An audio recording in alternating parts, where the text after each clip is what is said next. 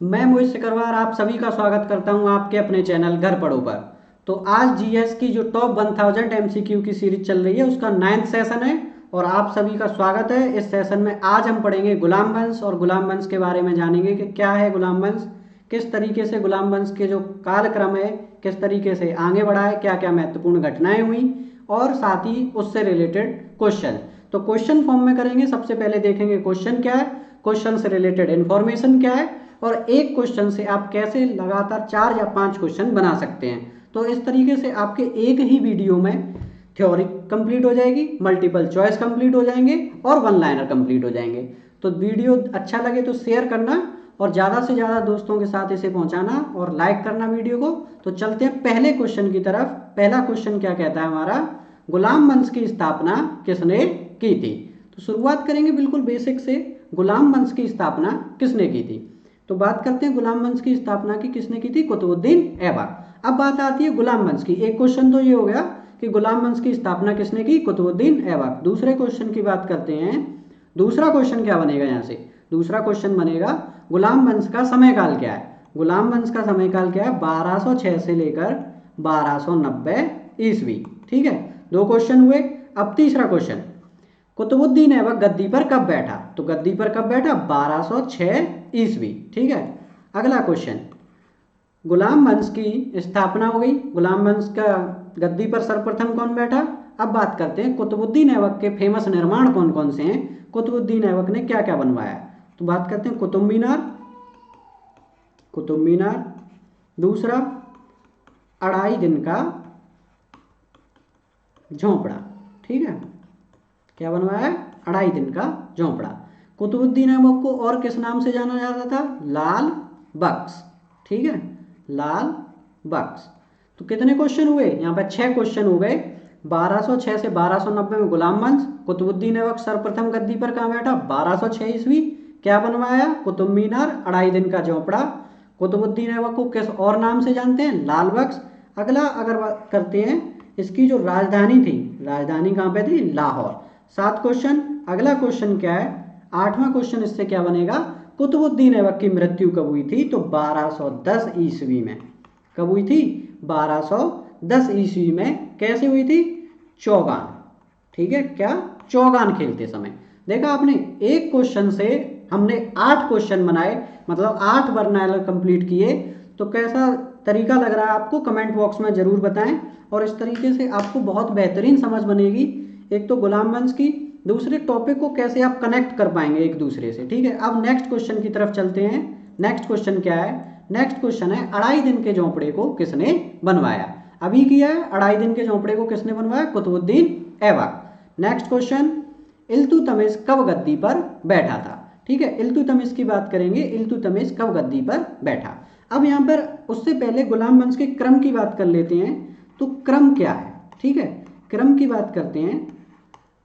क्रम रहा है इसका ऐबक, सबसे पहले कौन बैठा, ऐबक, उसके बाद इल्तुतमिश। ठीक है, इल्तुतमिश, इसके बाद इसका पुत्र रुकुबुद्दीन, उसके बाद रजिया सुल्ताना और लास्ट में कौन बैठा है, बलबन। ठीक है, कौन बैठा है, बलबन। ठीक है, बलबन के बाद कैमर्स की भी बारी आती है, कैमर्स भी कुछ समय के लिए बैठता है। ठीक है, और आखिरी शासक भी कैमर्स को ही कहते हैं। ठीक है, अब बात करते हैं इल्तुतमिश कब गद्दी पर बैठा। तो 1210 ईस्वी में किसकी मृत्यु हुई थी, कुतुबुद्दीन ऐबक की। तो 1210 ईस्वी में कौन गद्दी पे बैठा होगा, इल्तुतमिश। ऑप्शन नंबर सी इसका करेक्ट आंसर हो जाएगा।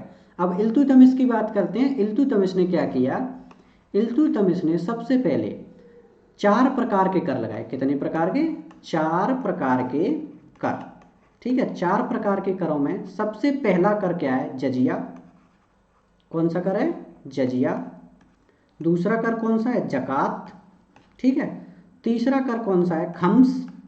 ठीक है, चौथा कंस कौन सा है, खिराज। कितने कर लगाए इल्तुतमिश ने, 4 प्रकार के कर लगाए, जजिया, जकात, खम्स और खिराज। नेक्स्ट, इससे अगला क्वेश्चन इल्तुतमिश से जो रिलेटेड क्वेश्चन बनता है, इल्तुतमिश ने और क्या किया। तो इल्तुतमिश ने क्या किया, चांदी और जीतल, चांदी और जीतल के सिक्के चलाए। क्या किया, चांदी और जीतल के सिक्के।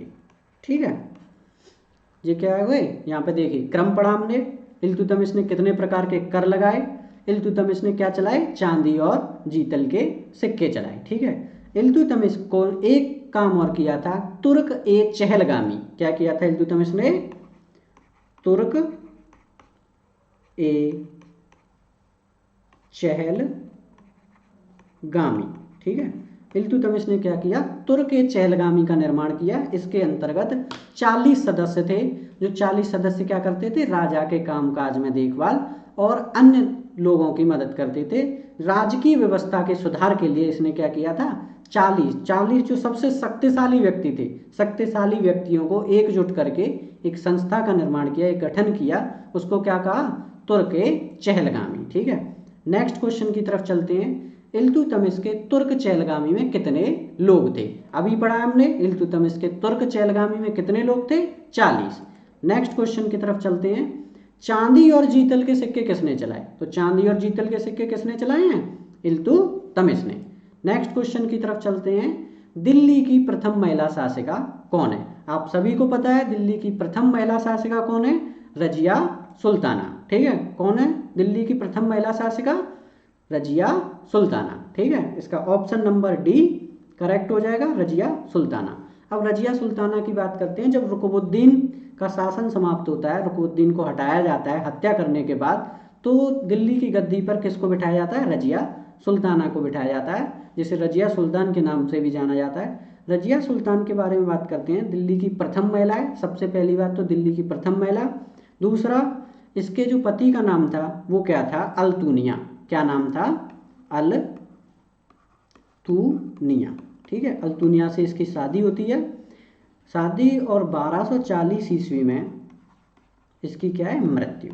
ठीक है, 1240 ईस्वी में क्या हो जाती है, इसकी मृत्यु हो जाती है, हत्या कर दी जाती है। ठीक है, अब नेक्स्ट क्वेश्चन की तरफ चलते हैं। नेक्स्ट क्वेश्चन क्या है, रजिया सुल्तान के बाद कौन सुल्तान बना था। ठीक है, मैंने क्रम बताया आपको, कुतुबुद्दीन ऐबक, कुतुबुद्दीन ऐबक के बाद इल्तुतमिश, इल्तुतमिश के बाद रुकनुद्दीन, रुकनुद्दीन के बाद रजिया सुल्ताना, और रजिया सुल्ताना के बाद कौन गद्दी संभालता है, बलबन। ठीक है, कौन गद्दी संभालता है, बलबन।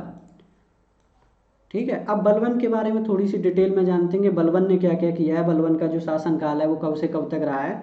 तो बलबन के बारे में बात करते हैं। बलबन का जो शासन काल है वो 1266 ईस्वी से 1287 ईस्वी तक।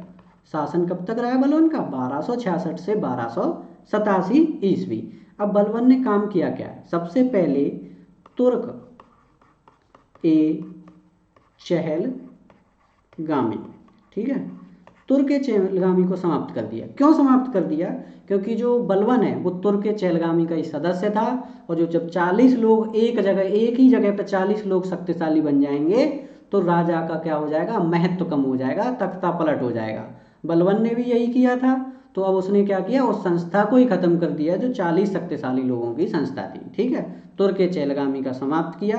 तुर्क ए चहलगामी को समाप्त करने के साथ साथ इसने अन्य काम क्या किया, दीवान ए अर्ज, क्या किया, दीवान ए अर्ज का निर्माण करवाया। दीवान ए अर्ज कौन सा विभाग था, सैन्य विभाग। ठीक है, सैन्य विभाग। ठीक है, सैन्य। अब क्वेश्चन कैसे बनेगा कि दिल्ली सल्तनत में सैन्य विभाग को गुलाम वंश के अंतर्गत क्या कहा जाता था, तो क्या कहा जाता था, दीवान ए अर्ज। नेक्स्ट पॉइंट इसी से रिलेटेड क्या बनेगा, दीवान ए बरीद। ठीक है, दीवाने बरीद, दीवाने बरीद किस संस्था को कहा जाता है, तो दीवाने बरीद जासूसी संस्था को कहा जाता है। कौन सी संस्था है, जासूसी संस्था। जो जासूस लोग थे, जासूसों की भी एक अलग संस्था बनाई गई, दीवाने बरीद। जो सैन्य विभाग था, दीवाने अर्ज। ठीक है, अब नेक्स्ट क्वेश्चन की तरफ चलते हैं। नेक्स्ट क्वेश्चन क्या है, बलबन का शासन कब तक चला, तो बलबन का शासन अभी मैंने बताया है, क्या है इसका ऑप्शन, ऑप्शन नंबर डी 1266 से 1287। ठीक है, तो ऑप्शन नंबर डी इसका सही हो जाएगा, 1266 से 1287 ईस्वी। नेक्स्ट क्वेश्चन, दीवाने अर्ज को क्या कहते हैं, जल्दी बताइए, दीवाने अर्ज अभी बताया आपको, दीवाने अर्ज को क्या कहते हैं, सैन्य विभाग। ठीक है, दीवाने अर्ज को क्या कहते हैं, सैन्य विभाग। अब लास्ट क्वेश्चन की तरफ चलते हैं, गुलाम वंश का अंतिम शासक कौन था। मैंने आपको क्रम बताया अभी, क्रम में क्या था, कुतुबुद्दीन ऐबक, कुतुबुद्दीन ऐबक के बाद इल्तुतमिश, इल्तुतमिश के बाद रुकबुद्दीन, रुकबुद्दीन के बाद रजिया सुल्ताना, रजिया सुल्तान के बाद बलबन, और बलबन के बाद अंतिम जो शासक था कैमर्स। ठीक है, कैमर्स के बारे में जानते हैं थोड़ी सी डिटेल कि कैमर्स क्या था, कैमर्स ने क्या किया, और वो अंतिम शासक था तो किस तरह पतन की ओर ले गया। ठीक है, कैमर्स के बारे में आपको इतनी सी डिटेल रखनी है कि अंतिम शासक है, क्या है, अंतिम शासक। ठीक है, जैसा कि लिखा हुआ है। एक और पॉइंट कैमर्स से रिलेटेड क्या है, 1290, कब, 1290 ईस्वी में इसकी हत्या, ठीक है, हत्या कर दी जाती है, किसके द्वारा, जलालुद्दीन, किसके द्वारा, जलालुद्दीन, जलालुद्दीन आपको अब समझ में आ गया हो कौन है व्यक्ति, जलालुद्दीन खिलजी। ठीक है, तो अगला जो साम्राज्य शुरू होगा वो कौन सा शुरू होगा, खिलजी साम्राज्य। ठीक है, तो दोस्तों आज हमने टॉप 10 क्वेश्चंस के जरिए, टॉप 10 क्वेश्चंस के जरिए लगभग 25 से रिलेटेड 25 क्वेश्चंस कवर किए, साथ में इसकी थ्योरी भी कवर की। आपने देखा कि कितनी आसानी से हमने गुलाम वंश को समाप्त कर दिया है। ऐसे ही नेक्स्ट वीडियो जो आएगी वो खिलजी साम्राज्य पे आएगी, और कोशिश यही होगी कि कम से कम समय में खिलजी वंश को क्या किया जाए, to the point exam oriented questions लिए जाएं, सेलेक्टेड क्वेश्चंस लिए जाएं, और आपकी कनेक्टिविटी को बिठाया जाए। तो वीडियो अच्छा लगा हो तो वीडियो को लाइक कीजिए, शेयर कीजिए, और ज़्यादा से ज़्यादा लोगों को जोड़िए। थैंक यू सो मच, धन्यवाद।